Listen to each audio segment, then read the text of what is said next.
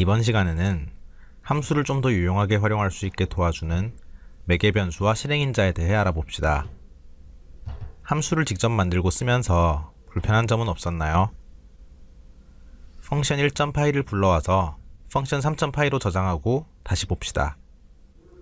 우리가 만들었던 printRoot라는 함수는 a, b, c라는 변수를 지정해야만 정상적으로 동작합니다.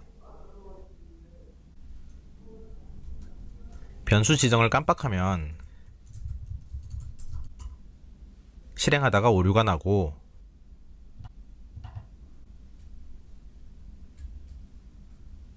변수를 다른 이름으로 정해도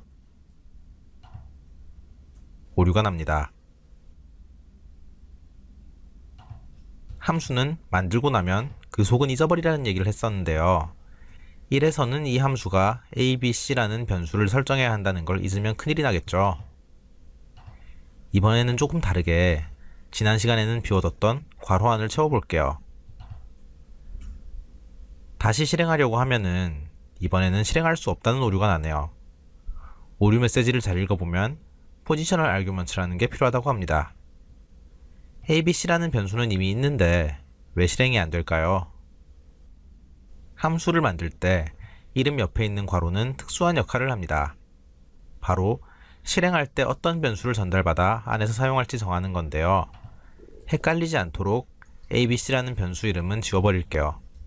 대신 xyg라고 바꿔봅시다. printRoot를 실행하는 곳으로 가서 이번엔 괄호 안에 xyg를 넣어봅시다.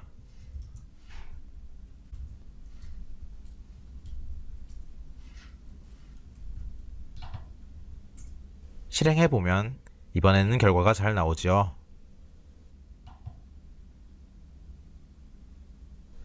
이때 우리가 함수를 실행할 때는 xyg만 사용했고 함수에서는 abc만 사용하고 있는데 어째서 결과는 우리가 원하는 대로 잘 나올까요? 그 비밀은 바로 함수의 동작 방식에 있습니다. 용어는 별로 중요하지 않지만 함수를 실행할 때 괄호에 넣어준 xyg를 실행인자, 함수를 정의할 때 함수 이름 옆에 쓴 abc를 매개변수라고 하는데요. 함수는 함수 이름을 사용한, 즉 함수를 실행할 때 실행인자로 전달받은 xyg를 함수를 정의할 때 사용한 매개변수인 abc로 순서대로 연결을 시켜서 함수 안의 코드를 실행하게 됩니다. 어렵게 생각할 필요 없어요.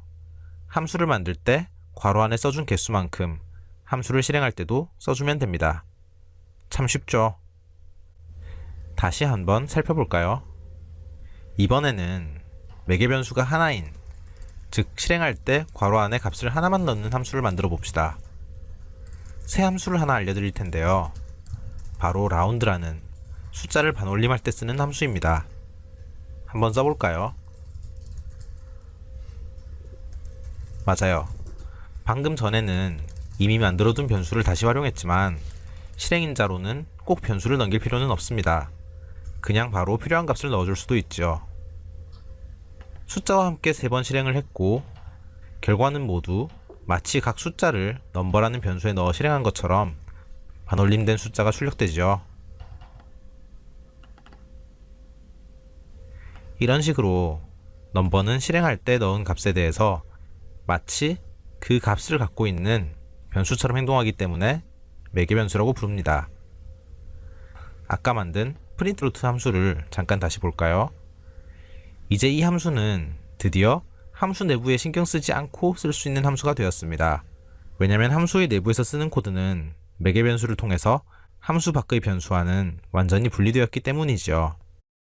함수 안의 변수는 이전에는 함수 밖의 abc를 참조했습니다. 이제는 아니죠.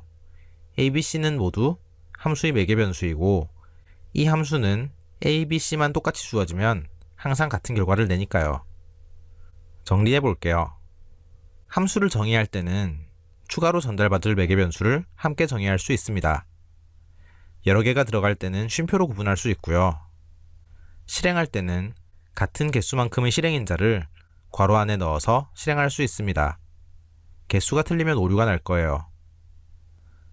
매개변 수화 실행인자라는 용어는 실제로 사람들이 쓸 때는 정확히 구분되지 않고 뒤섞여 쓰는 경우가 많으니 정확히 나눠서 기억할 필요는 없습니다. 문제가 있을 때 검색해보거나 파이썬이 내는 오류 메시지를 읽어보기 위해서 각각의 영어 이름은 한번 봐두세요.